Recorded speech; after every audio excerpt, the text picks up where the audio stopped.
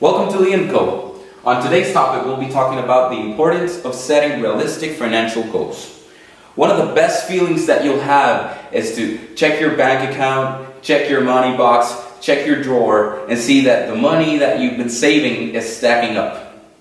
But one of the most important things that you should have in mind is that you should set realistic goals and realistic expectations to the amount of money that you're saving monthly, weekly, or even daily.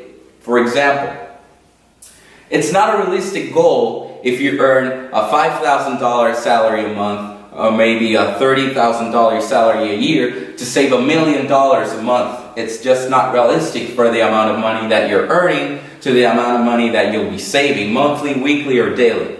So having realistic goals is one of the most important things that you should have when you're starting a financial savings account. Maybe you're trying to budget yourself. Being realistic is one of the most important things that you should have. Let's take this as an example.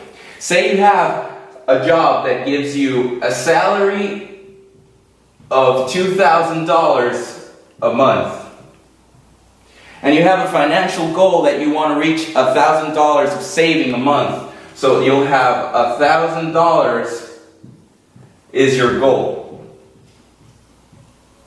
This is not a realistic goal.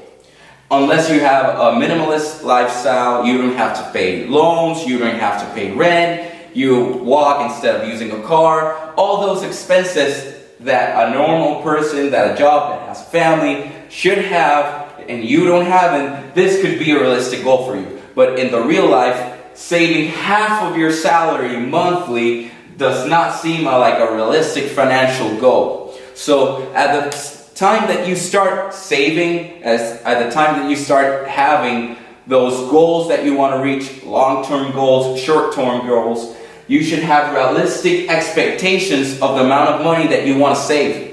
You should always remember that when you start a financial goal, maybe you want to save $1,000 a month, maybe you want to save $10,000 a year, you should always have realistic expectations for the amount of money that you save and the amount of money you earn yearly, monthly, and even weekly. This is not a sprint race, this is a marathon, and that's one of the most important things that you should always have in mind.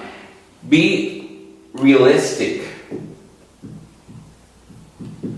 in everything that you do, not just in your financial life, in the amount of money you want to earn, the amount of money you want to save. Be realistic. This is not a race. Remember, the best analogy that you can use when you start having financial goals is imagine yourself running a marathon. Imagine yourself that you're starting to run a marathon, you're very motivated, you want to get to the end line, but halfway there in your marathon you start to feel fatigued, you start to feel tired, you doubt yourself, and that's the exact same feelings that you'll have when you start having financial goals and you're starting to start a financially stable life. You should always think at it as a marathon. At first you're going to be highly motivated. Just out in the middle of the race, you're going to start to doubt yourself on why you're doing this. You're going to have to start to spend your money and everything, but you should always keep in mind that in the end line, you'll feel much better, you'll have the amount of money that you want, and you'll feel better about yourself, and you can start having bigger and better financial goals.